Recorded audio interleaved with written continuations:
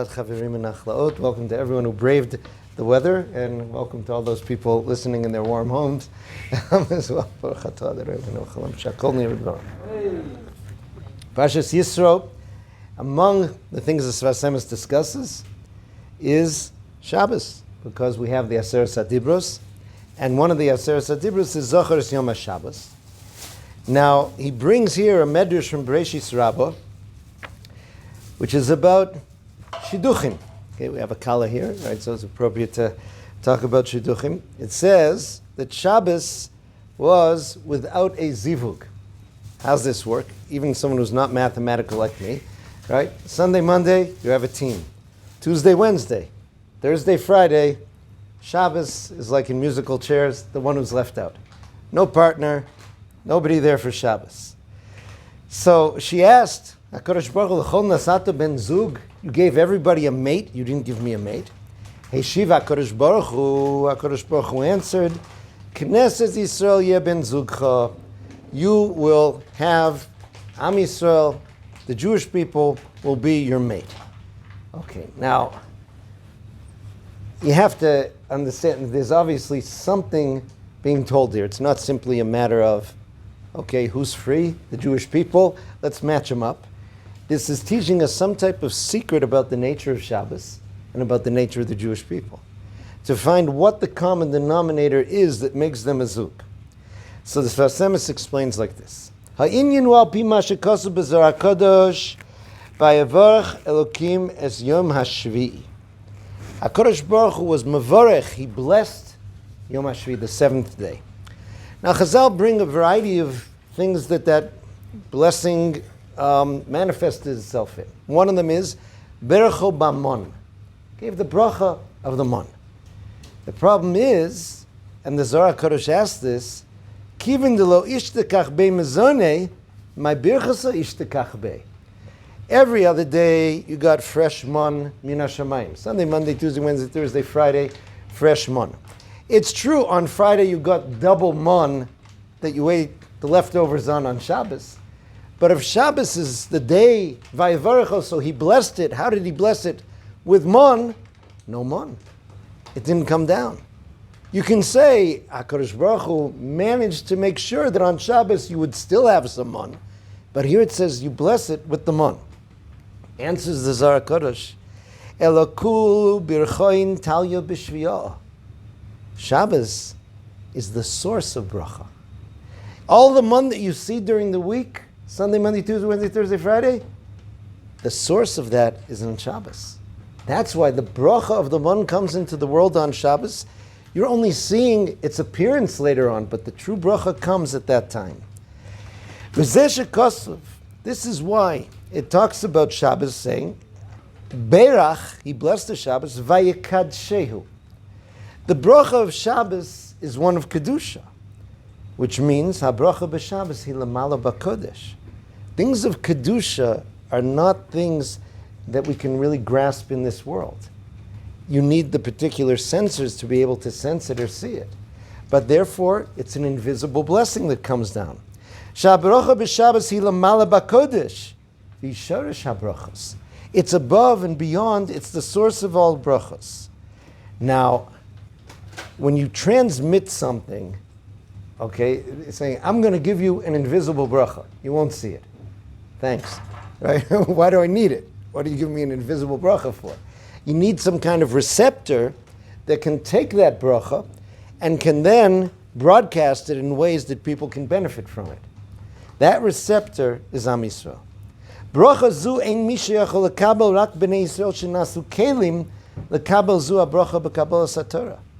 Am Yisrael, when they received the Torah, they received the ability to receive the bracha of Shabbos for the entire world, for the bracha that comes into the world from Shabbos, and then to be able to transmit it. That's why the pasuk says, Hashem oz la'amo yitein. Hashem gave the Am Yisrael oz, which Chazal explain is the Torah.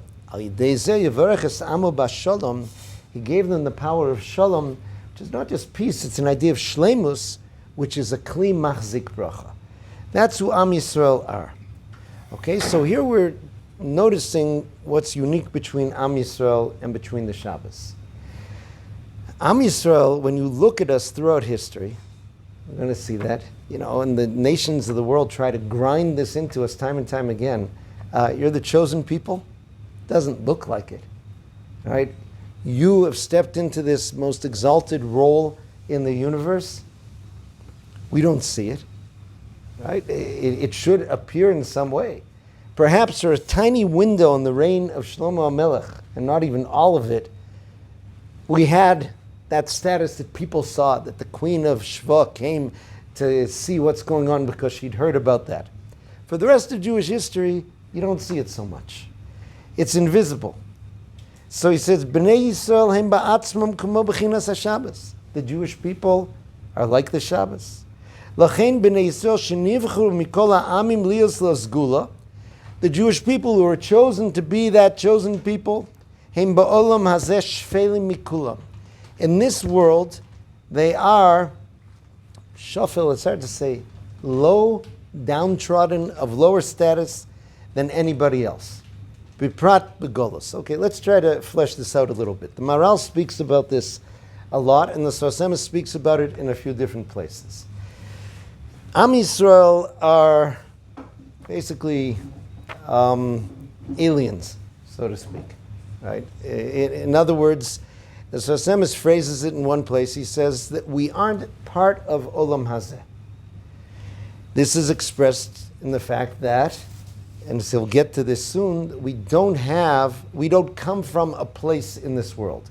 People who are Chinese come from China, right? People who are Dutch come from Holland. Okay, that is what gives them their identity. Am Yisrael's identity, the very fact that we received the Torah in the desert, which in Chazal's eyes is a place which is no place.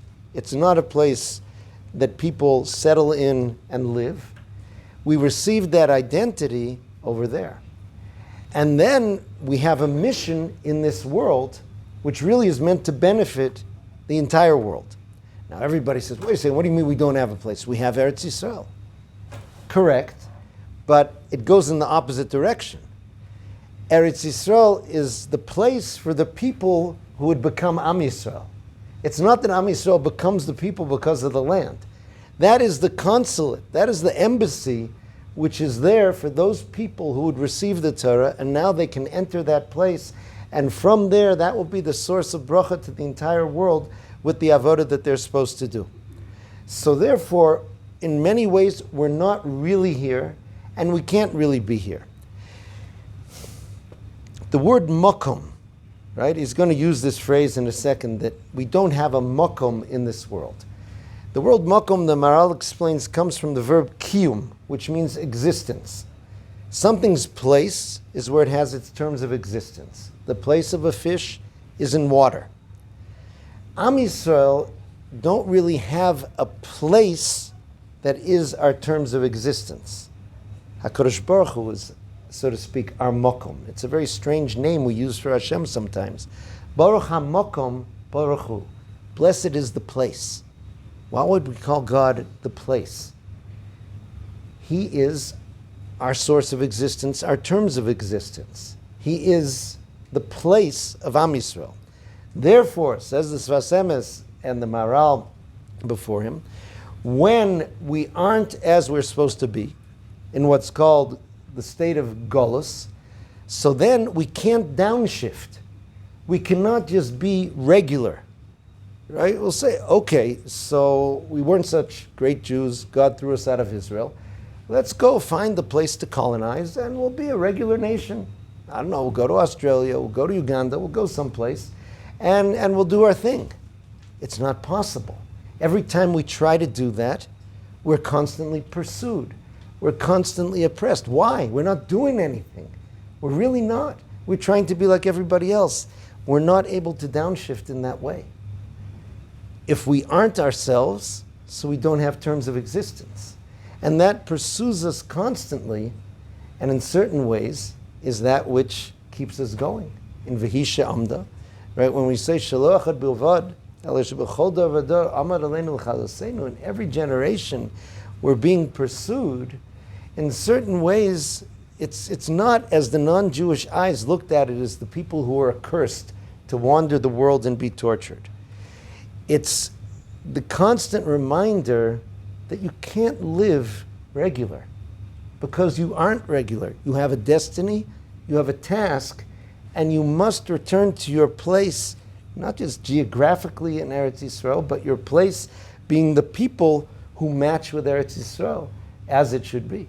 Okay, just parenthetically, just because we're so close to Tu B'Shvat, there's a beautiful Bach, the Bayis Chodesh, Rabbi Yoel Circus, and commentary on the tour. When we make the bracha ala michya or ala peros, there's a line in there that the Beis Yosef, Rabbi Yosef Karo, says he thinks should be taken out.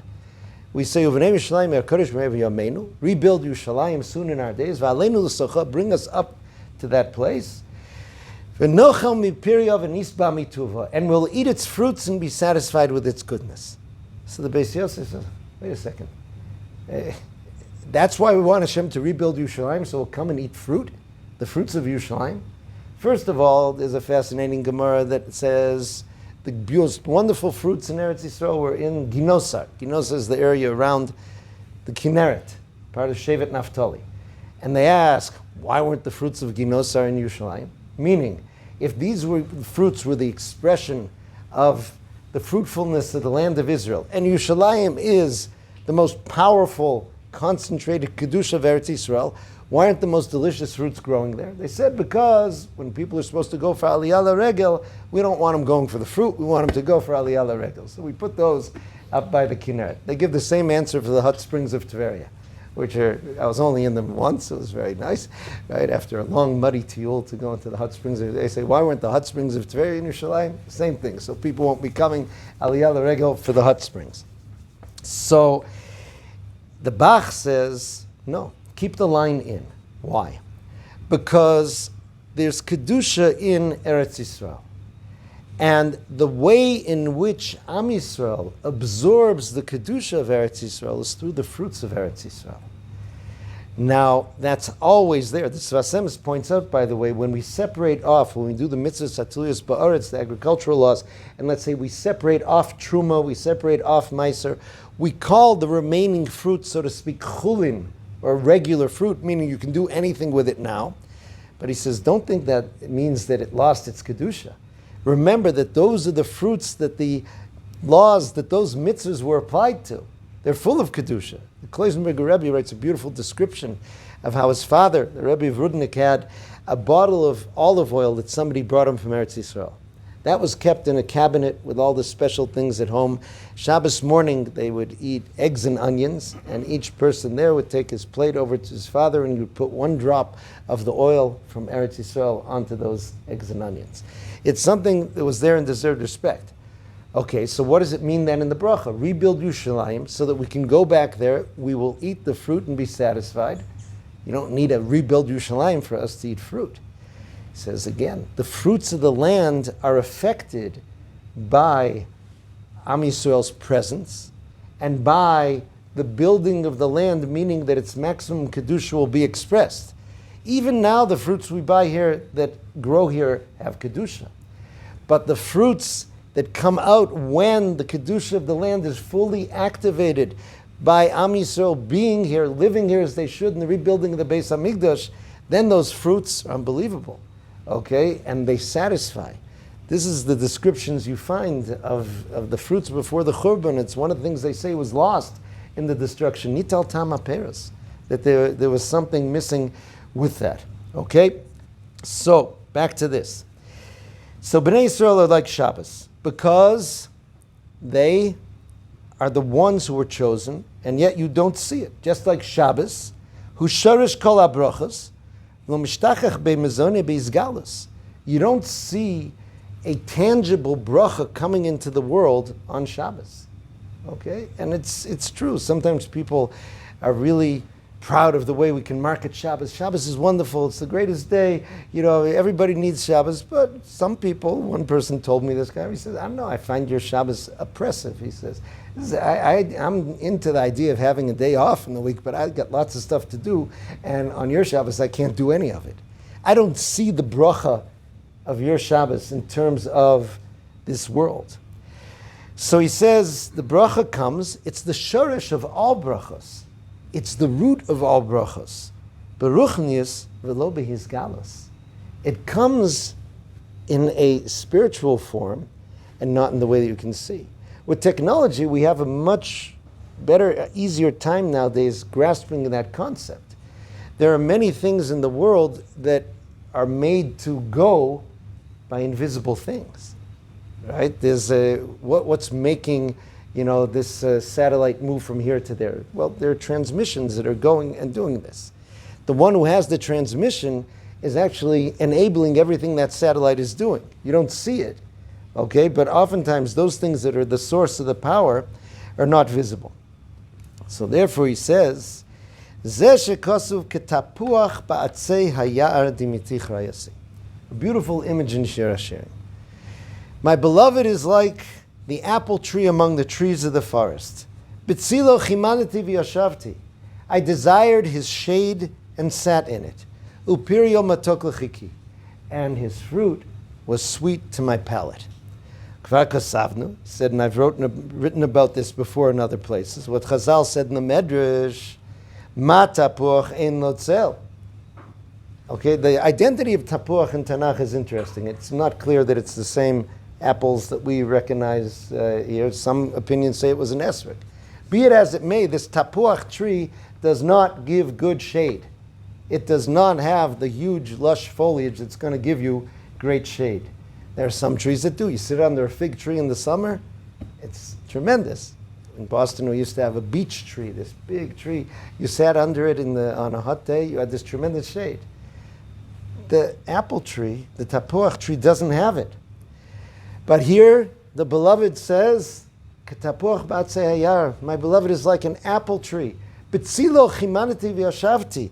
I desire his shade, and I sat in it. The Medrash, the full lashon of the Medrash in Shir HaShirim, Rav Huna v'Rabbi Yaakov b'Shem Rabbi Yossi ben Zimra ma tapuach hazeh kol borchim mimenu b'shas sharav. There's a sharav, right? This really hot days in the summer that they call a sharav. Everybody runs away from the apple tree. There's no good shade to sit in.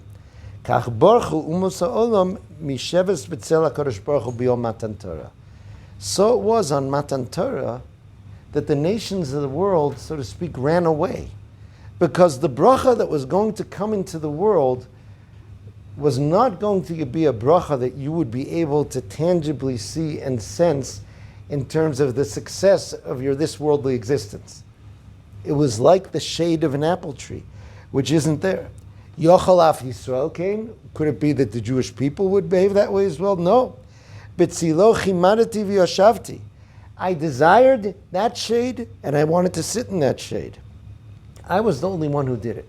Now, if we imagine to ourselves some guy on a hot day going to sit down under some spindly little tree, right, and sweating and roasting, and everybody's saying, "You're an idiot," right? Why don't you go to a tree which is there? That's the image which is happening. Okay, once again, the invisible bracha. So too, he says, Pirio matok lechiki. His fruit is sweet to my palate. Chiki, personally, only my palate. Meaning, everyone wonders what bracha the Bnei Yisrael have. Aval chech ochel yitam, a pasuk in Eov. The palate is able to taste. He says, think of the following parallel. Haguf bichlal makabel amosan. Your body is really the recipient of food. Now, your body really is not involved at all in any tasting process. Your body simply absorbs protein, carbohydrates, vitamins, nutrients. That's the way the body absorbs it. The palate is that which experiences the whole world of the taste of the food. So he says, so it is in the world. B'nai Yisrael him hapeva hachech. The Jewish people are the mouth, the palate of the world. When they receive the bracha that comes into the world, they're able to taste its sweetness. The rest of the world benefits from it like the body benefits from it, but they have no knowledge of the experience that the palate is having. Okay? Your left toe has no idea, no sense of the pleasure that was there in the mouth.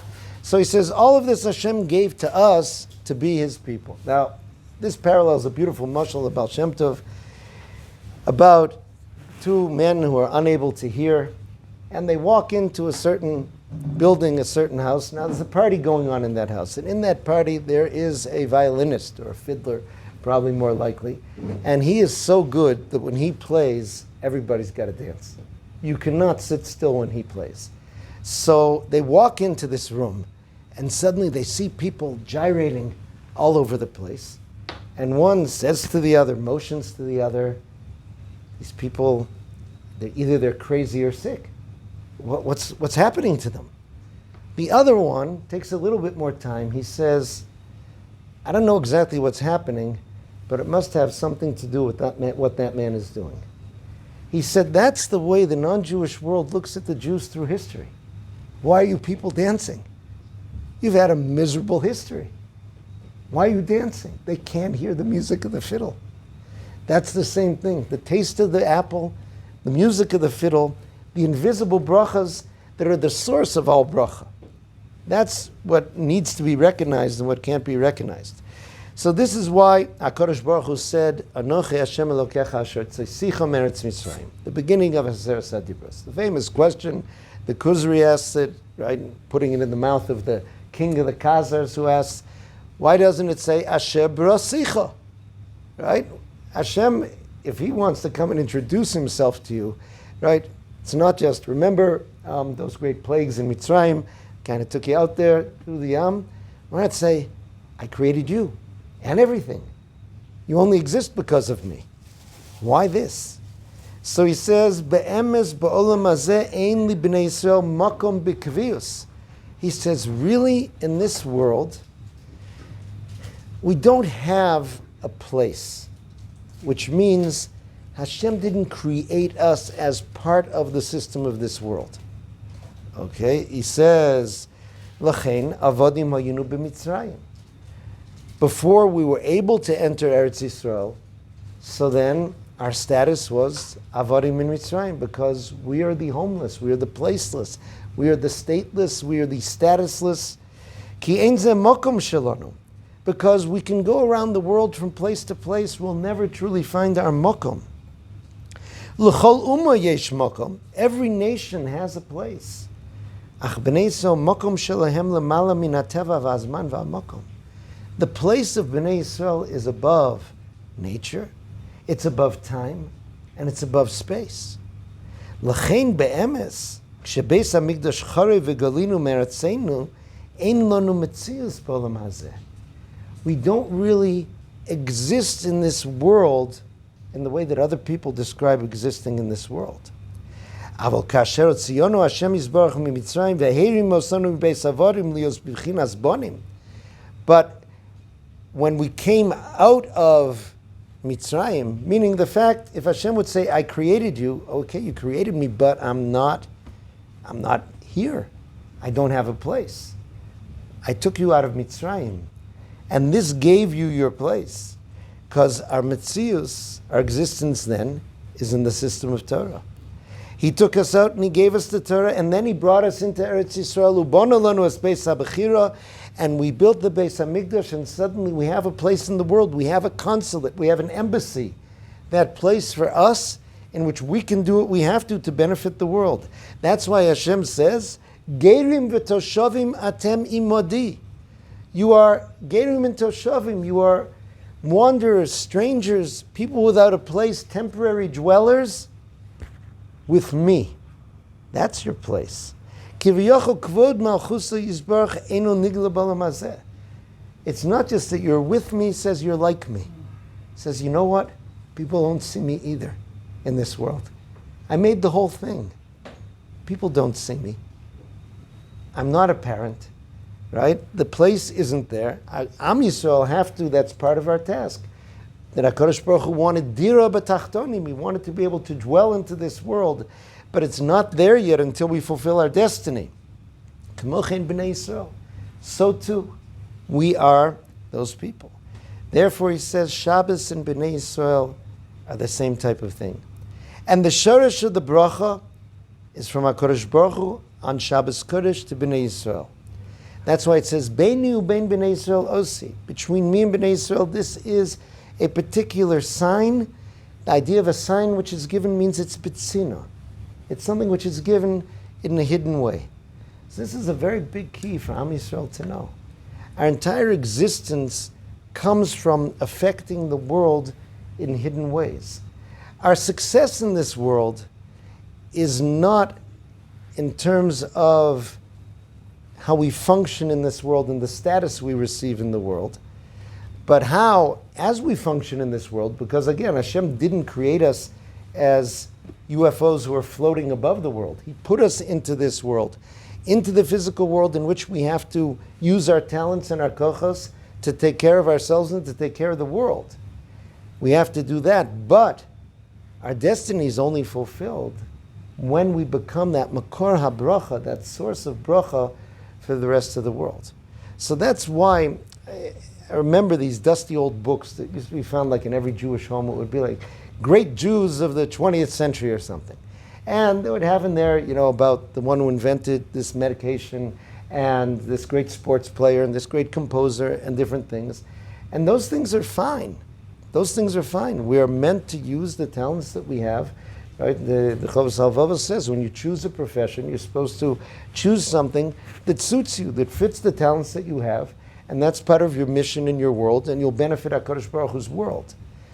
But that isn't the statement and the mania that Jews have sometimes to try to get that status in the eyes of the world. Right? Look what percentage of Jewish people earn Nobel Prizes. Look how many, etc. Israel is obsessed with trying to have an Israeli athlete win a gold medal.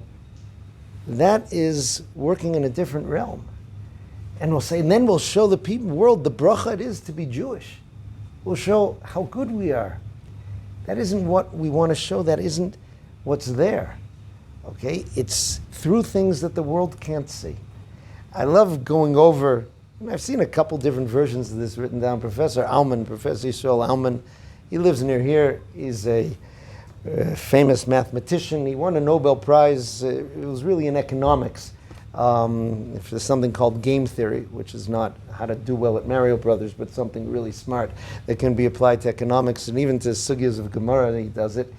And he won a Nobel Prize. Now, I don't know if anybody here has got a Nobel Prize, but if you haven't, it's quite a process. You have to go to Sweden, and you get the prize from the King of Sweden. So that was already tricky because in the winter in Sweden, like Shabbos goes out, or maybe it was in the summer and it went out very late. However it was, they had to find a hotel that would be right next to the place where the ceremony was going to take place, and you'd go right after. Now you also can't show up in your regular weekday clothes to get your prize.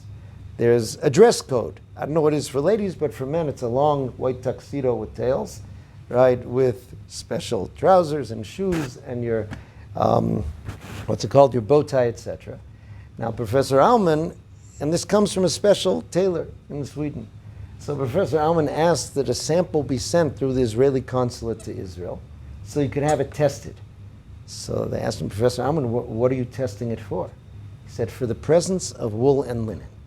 They said, Professor Alman, are you allergic to wool and linen? He says, no. And why are you testing for it? He says, because I'm an Orthodox Jew and I cannot wear a garment that has a combination of wool and linen. They said, Professor Alman, you are a rationalist. You are a mathematician. You are a scientist. Can you explain to us why you can't do that? He said, no, I can't. He said, but there are many things in the world that can't be explained in this rational way because they're really part of another system. For example, you walk over to a piano and you play a note. Ding.